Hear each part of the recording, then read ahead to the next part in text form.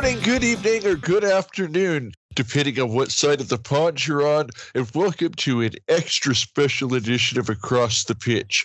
My name is Phil Kennedy, and I'm here with my co-host Tony Robinson, and it's always an extra special edition when I have Tony in the house with me.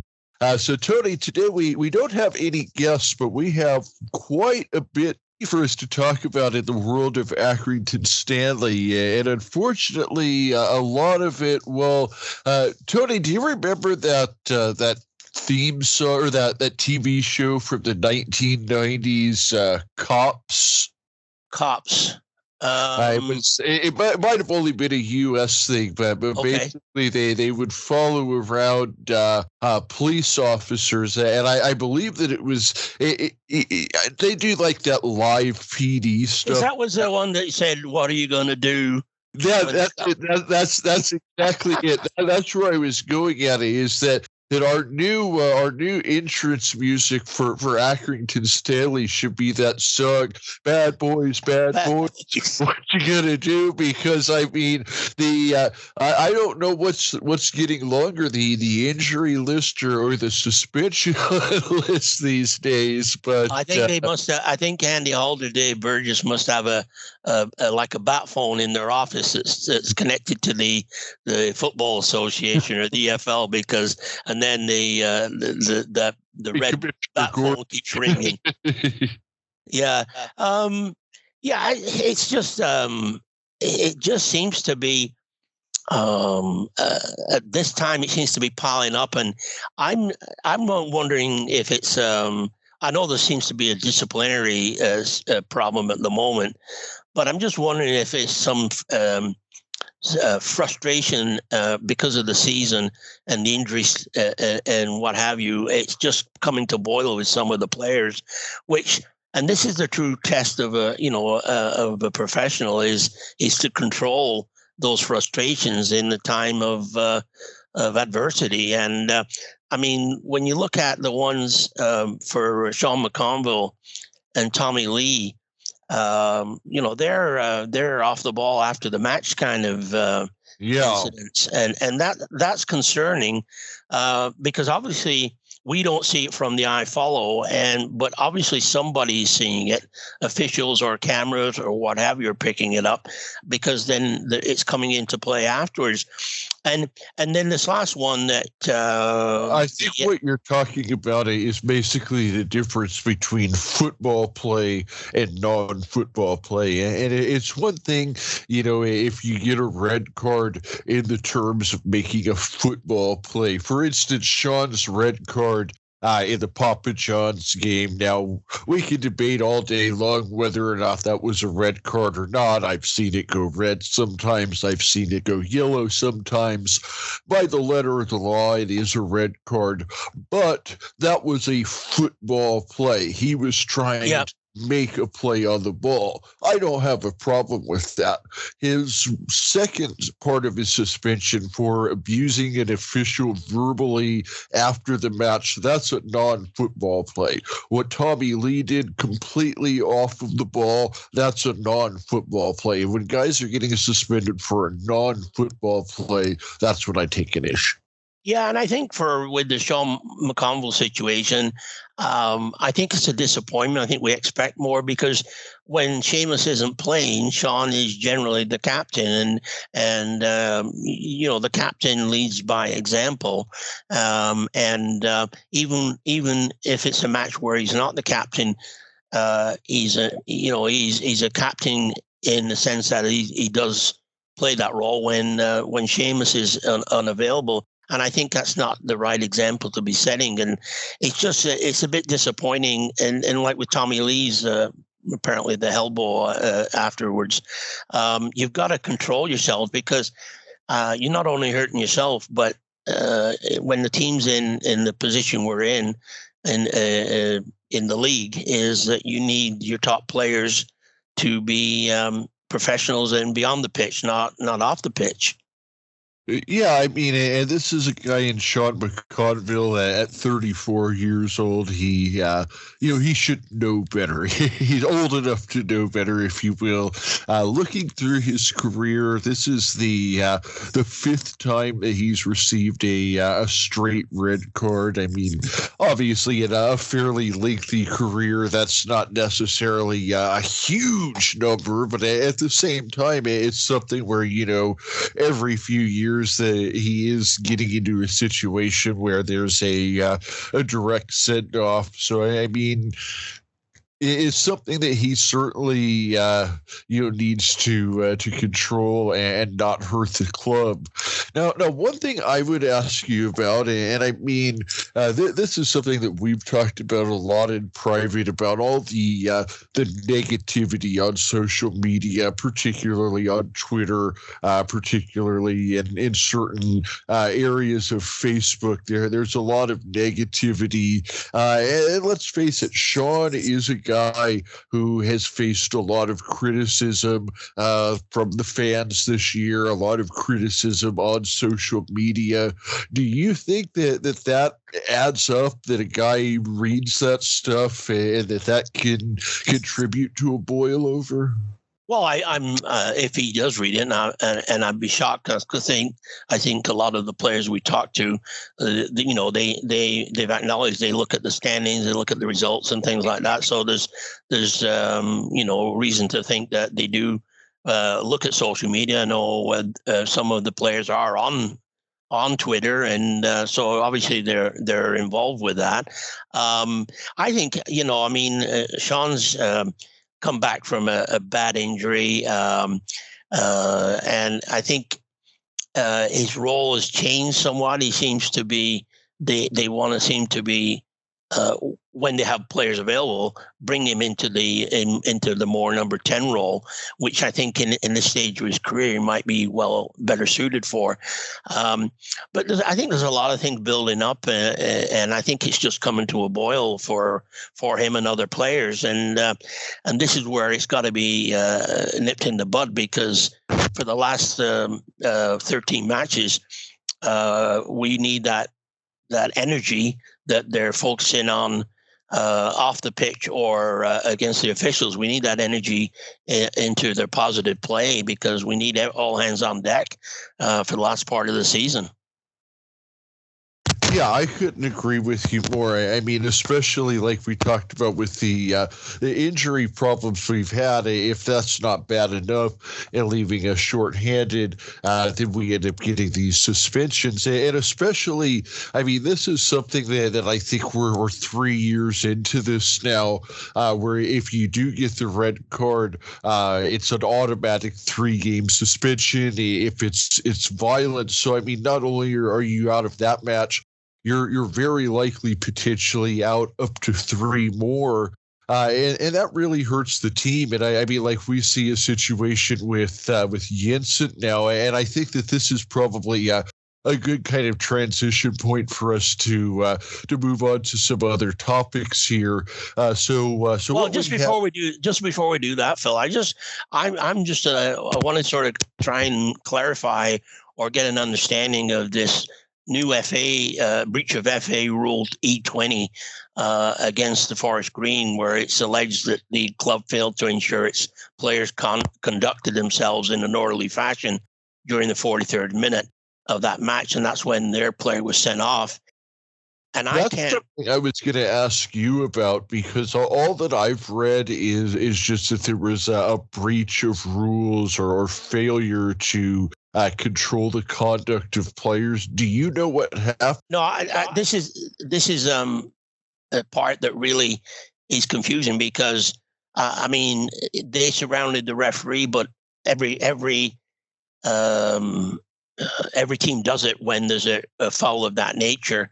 It doesn't matter if you're Stanley or whoever, they surround the referee, and he sent the player off. So Stanley got the right decision. So I can't understand why they're being charged with this, unless there was words that was said to the referee that was inappropriate. Other than that, I can't understand it. Yeah, I mean, that's what I'm thinking is that it has to be something that was said because there's nothing on film in terms of physical contact. Certainly if, somebody had hit a ref or something like that, that would have been, immediate. I guess that would be kind of my question is if something did happen, say that somebody said something to the ref that he shouldn't have. I'm not even going to speculate. Why was it that penalized right then and there? Well, it didn't. It had to be on the pitch because it said at the 43rd minute, so it was during the run of play. But as I say, I don't recall seeing anything from watching it on IFOLLOW that stood out worse than what you see. And this is something that I think that the referees and the EFL and the FA. Did players who weren't players who were on the bench come on to the pitch maybe? I don't know. I as I say, we don't know. It doesn't explain that. But getting to the point where players surrounding the referee, and when I say I'm talking in football in general, it happens in every match that you watch these days. And I think the FA and the EFL need to take a page from the rugby leagues, is that when the referee has complete respect from the players and they don't surround him and he's in complete control, and he only speaks to the captains, and everybody has a proper respect, because if they speak back, he's going to send them off. Now I think it should be where the captains are only the ones that can speak to the referee. And if anybody speaks to the referee in a group situation, they start handing out yellow cards, because you've got to nip that in the bud, Phil. You can't let that. And this is what leads to problems that we see, is that match. And when Harvey Rogers, I think, got one after the 11th minute, then after every questionable foul after that, the opposing team would go at the referee because he set the bar at that point, and he brought it on himself for players to sort of question. But if you have that rule that if more than one player other than the captain speaks to the referee, you get a yellow card, I think that would go a long way to clearing this thing up. That's just my opinion anyway. Yeah, I like that. I mean, it reminds me a lot of a situation in the NBA where the coaches, they basically have an area that they're supposed to stand in. And there are certain coaches that are kind of known for making their way almost all the way out to half court. I mean, not onto the court, but on the sideline into areas where they're not supposed to be to kind of work the refs. And that's something where they've kind of had to clamp down on that, because, anytime you start ending up with people where they're not supposed to be and they're interfering with the ref doing his job, that's just a recipe for conflict, for fights, for nothing but bad things to happen. So I think any rule that you can put into place that's going to control that, that's going to control who and where can talk to the referee, is ultimately going to be a good thing. Yeah, and like you say, we're moving on before I sort of got onto that topic, but I think we've got Toby Savin coming back into the fold. And that's something. What's your thoughts on that, Phil? Yeah, so I mean, just to kind of track back, so we had Jensen. He got the red card in the last match. The positive is that it is only a one-match suspension and not the 3 for him. Accrington did try to appeal the one game. That was already denied. As we've been following, Toby Savin, I think for the past 3 weeks now, has gone on a 7-day emergency loan to Stevenage. He's been playing over there. there apparently through the grapevine had been some kind of a falling out between Savin and the coaching staff at Accrington. Don't really know much more to that, or that it actually for sure happened that way. that was kind of word on the street. Evidently, that has been patched up or repaired, at least for the time being, because it was announced that Toby Savin will be back with Stanley this week, and I certainly would expect him to be starting in goal against Charlton. To me, this is kind of I think it just comes down to Stanley's in a relegation battle. You can't have Liam Isherwood a completely and he apparently had a slight injury that also raises questions to his fitness for Saturday. So I don't think there's any question. I think that Toby's having plays. I think it's just a question of whether Liam Isherwood makes the bench is from that standpoint. But I think it's an opportunity for Toby now to put everything behind him and go in. And this is when these keepers seem to get, when they get a chance to be brought in, and Jensen's done it and Toby's done it before this season, they seem to grab that opportunity and they run with it. So this is a chance for Toby to really establish himself and make it so that he has to be picked to be a starter. So this is a big. I think this is a really pivotal match for Toby. Not only for his career with Stanley, but I think for the season for the club too.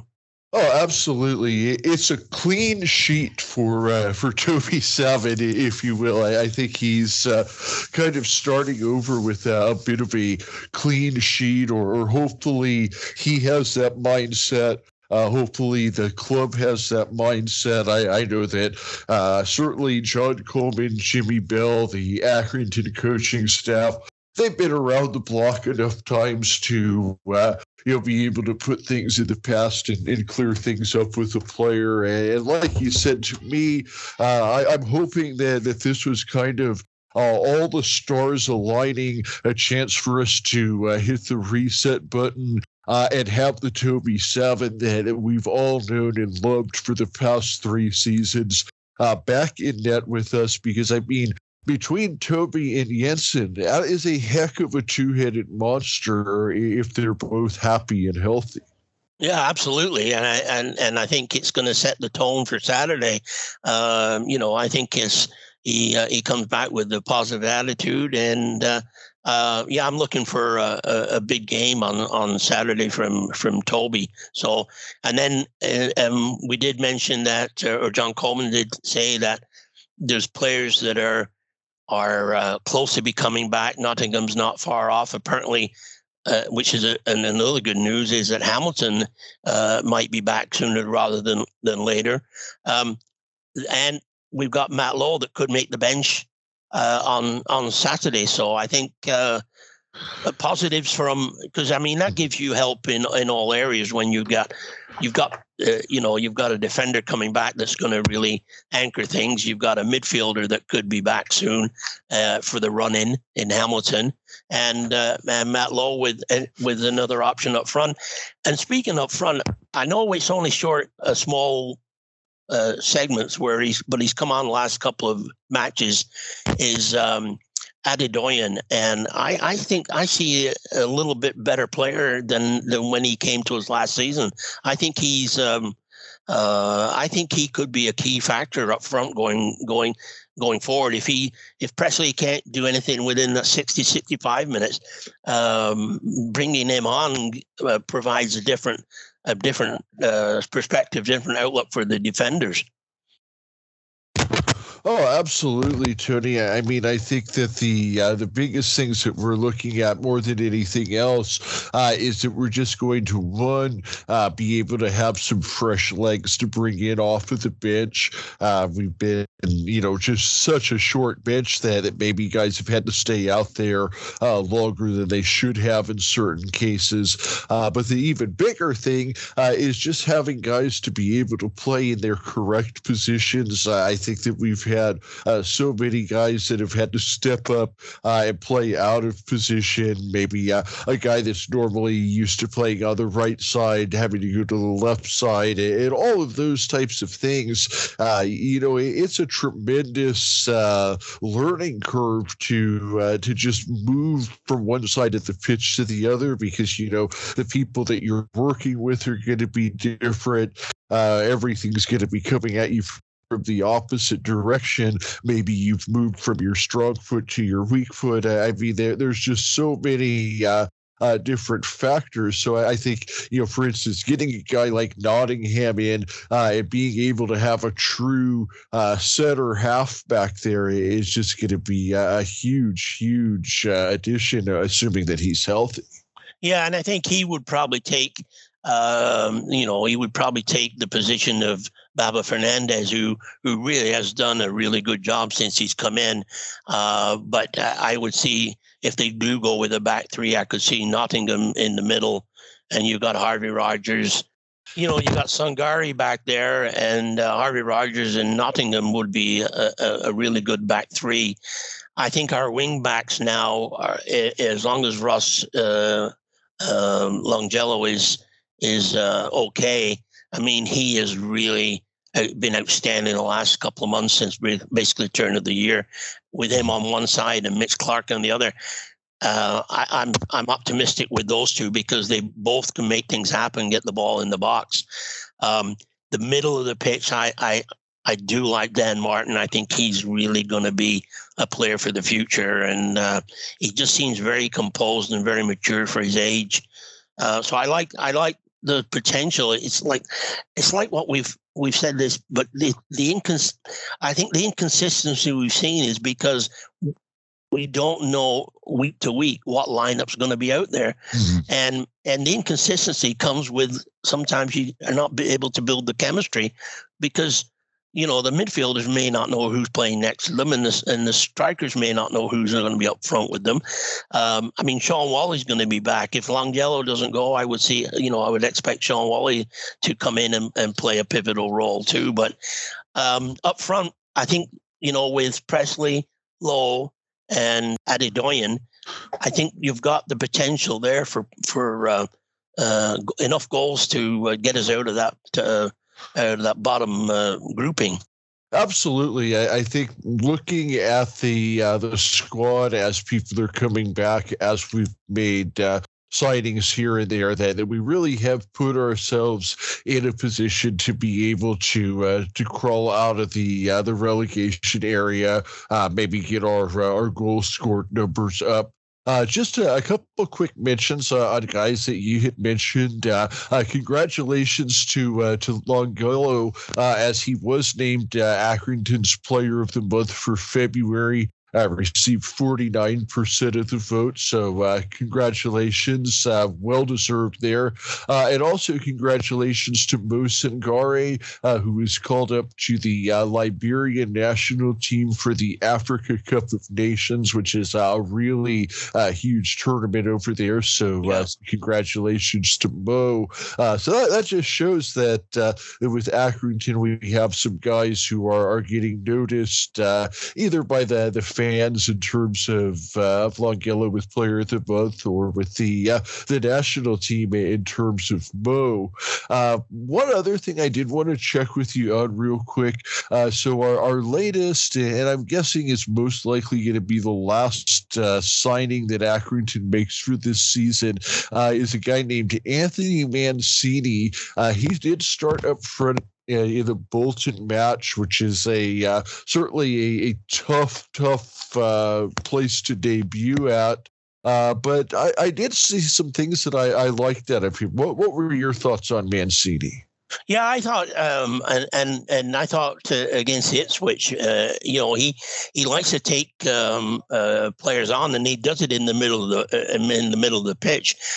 He likes to go north south, so I think that could open things up, because if he's doing that and can pull a defender away from the strikers and then open up, he's passing, or he just seems to be off his timing, and that's probably not having a lot of game time. But I like the potential for this in the short segment we've seen him. I think he's obviously only in contract for the rest of the season, so he wants to prove himself. But I could see him playing a role. I was when you sign somebody after the window and you kind of a little bit blasé about it, you sort of question it or not, and totally enthusiastic about it. But after seeing him play, I think this could turn out to be a good signing. Absolutely, and especially given the situation, I think what we're going to end up seeing is that he might be able to step in and get an opportunity during some of these injuries and suspensions, and it's just another option up front. And I think that's the biggest thing that we haven't had is options up front. We haven't had creators, especially with the guys that have gone down. Especially with, like Joe Pritchard, he's been down for so long. We've had Ethan Hamilton. He's been out for a while. He was a guy that was expected to create up front for us. Now we have Tommy Lee going on a suspension. I think that definitely Mancini will see some time, at least until Lee gets back. Now, just to touch on the Ipswich match real quick, and I don't want to spend a lot of time on it. It wasn't a match that I personally had high hopes about. I wasn't necessarily expecting a result.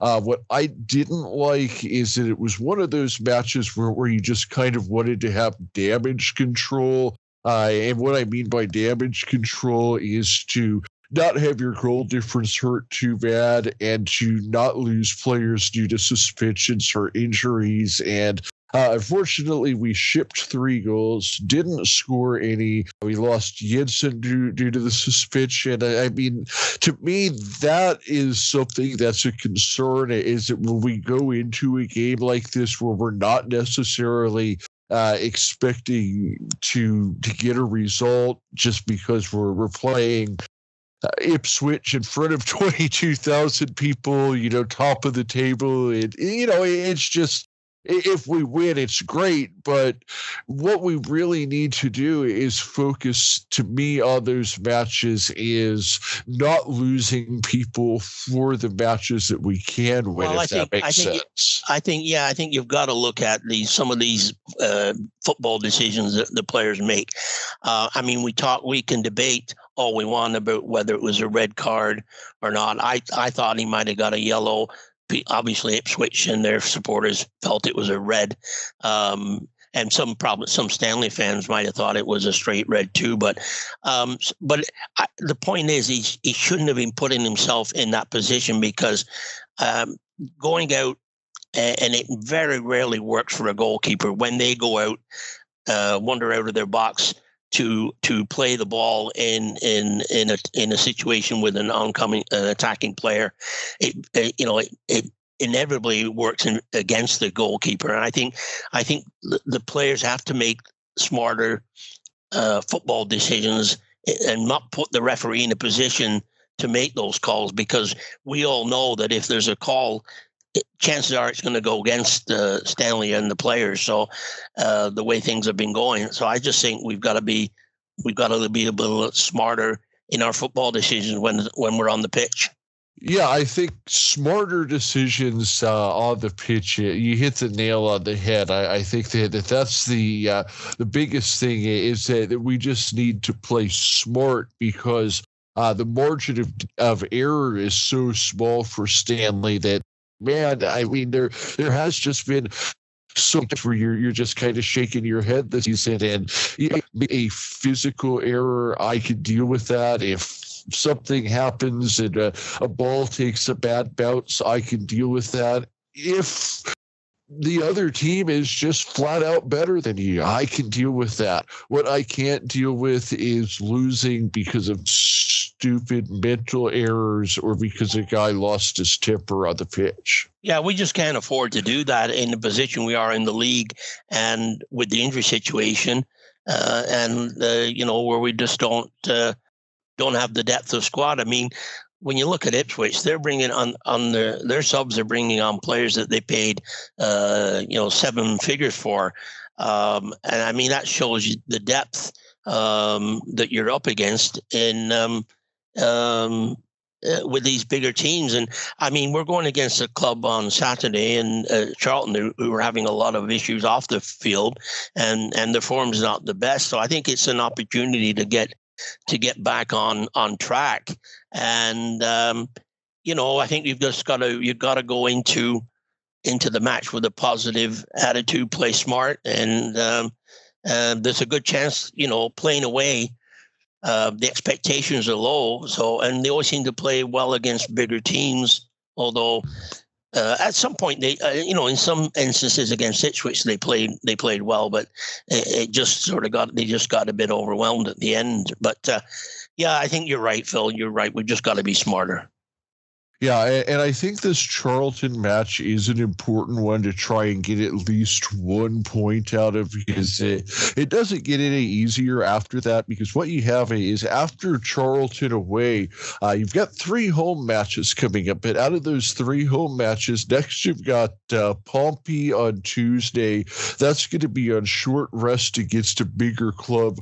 Normally we play well against Portsmouth, but I mean, that's going to be a tough match, playing against a bigger, deeper team on short rest. Then on Saturday, a week from Saturday, we have MK Dons at home. That's a 6-point match for us. Must win match. Must win, yeah. And then we turn around. And on Tuesday, it's at home again, but then we've got top of the table Plymouth Argyle, and then again we're going to be playing top of the table team on 2 days rest. So I mean, this is a tough stretch. I mean, I look at Charlton, Portsmouth, MK Dons, Plymouth Argyle.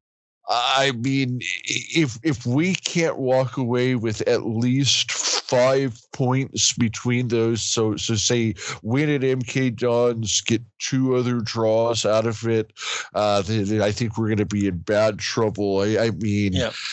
I think 5 points out of the next 4 games is the least we can do. I think if we can end March in the same position or a position or 2 higher in the table, and we don't drop into the bottom 4 by the end of March, I'm going to be optimistic. Yeah, we also need to watch our goal difference, because we were getting to a point where we were starting to get on level with some of the other teams. We shipped those 3 against Ipswich, so that hurt us a little. So I mean, we definitely, the thing is if we lose, we need to try to make sure that it's only by 1 goal. Yeah, absolutely. And before we wrap up, before we did this recording, I watched the My Football Life interview that Darren did with Chris Grimshaw, and it was very, very entertaining. And Grimmy was in fine form, and with his language that will be suitable for the Clayton End or truck stop over here, Phil. But it was very entertaining, and brilliant. Yeah, well done to Darren and I thoroughly enjoyed that. And one other thing I want to Darren is on Twitter. My FLIFE 2021, is it? Yeah, My Football Life. Just you type that and you'll get to Darren.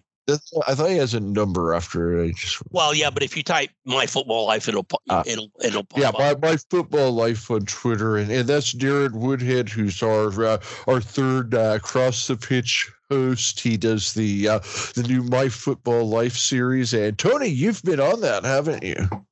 Well, I was the pilot. I kid Darren because he said he's got 3 episodes out with 3 big names, and I told him that he's forgotten about the lost episode because I was the pilot one where he did a test on it. But yeah, I mean, I can't. You can't hold a candle to the 3 people is that on.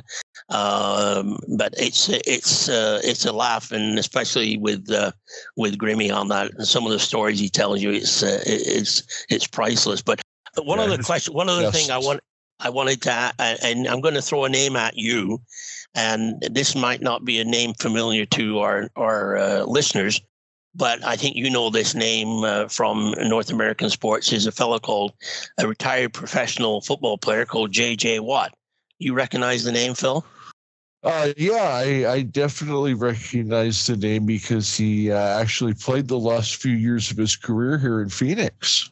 Yeah, and one of the best defensive players of his generation, as you said, recently retired. And the rumors are that today he's in Burnley of all places, and he's meeting with Alan Pace with a possibility of investing in the club in Burnley Football Club.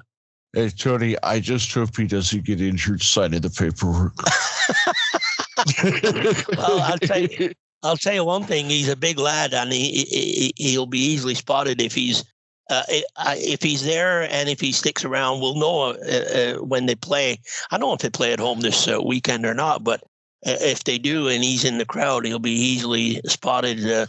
Probably sitting next to Mr. Pace. But I'll tell you one thing: if he doesn't want to invest in Burnley, well, maybe he could just drive a couple miles down the M65 and stop in and see Andy Holt and maybe help investing into Stanley. You never know. All jokes aside, J.J. Watt is one heck of a guy who has done tremendous things. When he played in Houston and they had Hurricane Harvey, I know he was kind of at the forefront of raising money for the relief efforts, and raised millions and millions of dollars for hurricane relief in Houston, Texas. And I know he's won the the American National Football League's Man of the Year award, which is basically the player in the league that did the most charitable contributions. So, I mean, he's not only a guy who I think would be competitive in terms of wanting to win as an owner, but he's also somebody that you could be proud to call your owner. Yeah, and I think it's a good day. It's a good time, I should say, to be a Burnley supporter because they are playing some really exciting football, and unless the sky falls in, are on track to get back in the Premier League. And I know we have a lot of listeners that are not only Stanley supporters but follow Burnley as well, and would be looking forward to seeing them back in the Premier League. So good days at Turf Moor.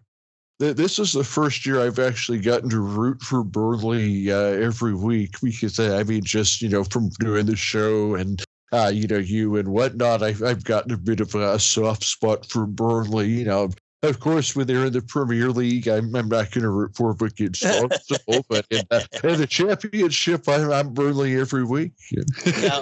Well, it's it's still quite a few games to go, but they're on track, and what an outstanding job Vincent Kompany's done, and bringing exciting football back to Turf Moor. So, but anyway, that's just a sort of an interesting side note that J.J. Watt may be a potential minority owner or shareholder of Burnley. I think it just shows that the appeal of the English football to American investors and an athlete that has made his money in sports. So would have a good understanding of what it takes to be a positive owner. So anyway, we'll see what happens on that front. But He's also played for the Arizona Cardinals, so he learned everything not to do as an owner too. the oldest franchise in the NFL. But that's a trivia point for another day. The last time that they won a championship was 2 years after World War II ended. Were they still in Chicago then? Yeah. Oh, God. And they played in St. Louis since then, so that's a They went. They started in Chicago. The team actually it dates back to the 1800s that they've existed, but they 1920 is kind of when they became a professional franchise, and that was with the first NFL franchises started getting together, and so. The Chicago Cardinals were actually Chicago's original team because the Bears at that time played in the suburbs. And here's a trivia question for you, Tony. And this is actually going to be our new trivia question. This is a new segment that we have on the show. And the first person to email contact@acrossthepitch.com is going to receive a free 1-week subscription to IFOLLOW Stanley. So what we're doing is each episode now, we're going to give away the ability to watch the next Stanley match on IFOLLOW. The first person who answers the trivia question correctly by emailing contact@acrossthepitch.com will be the winner.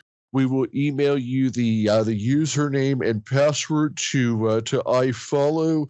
And then so today's trivia winner will win the it will be, let's see, so the next match coming up will be the MK Dons match. So the winner of this trivia contest will will get a free IFOLLOW subscription to watch Accrington Stanley play MK Dons on March 18th. At 8 a.m. Arizona time. That would be 10 a.m. Eastern time, yeah. Tony's time. That would be 3 p.m. UK time. And the question is, name the original name and city of the Chicago Bears franchise. Whoa, that's a tough one, Phil. That's a good question. I think there's some people going to be Googling that one. Yeah. I mean, you can use any resources you want, but yeah, the first person to email contact@acrossthepitch.com with the correct city and nickname, the original correct city and nickname of the Chicago Bears, will win a free 1-week IFOLLOW subscription to watch Accrington Stanley play the MK Dons on March 18th at 3 p.m. UK time. There goes our budget again, Phil. You're blowing the budget. Well done. Yeah, sounds good. Did you have anything else before we wrap up? No, I think we've covered a lot today, and looking forward to watching on Saturday. By the time this has been released, hopefully we can celebrate 3 points. And I think let's be positive for the rest of the season and stay in this League One for sure. Yeah, I mean, this Charlton match, this is the kind of one where if you could pull the 3-point upset, it would be just massive because these are would be points you're not expecting, if you will.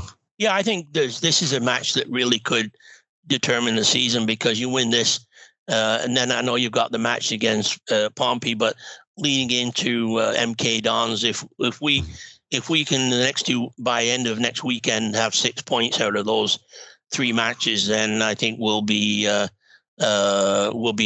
good shape. So fingers crossed, and let's see what happens. Absolutely. Well, let's finish up here with our traditional on Stanley on. If you're ready, yep. Here we go. 1, 2, 3. On Stanley on. Cheers, Tony. Have a great one.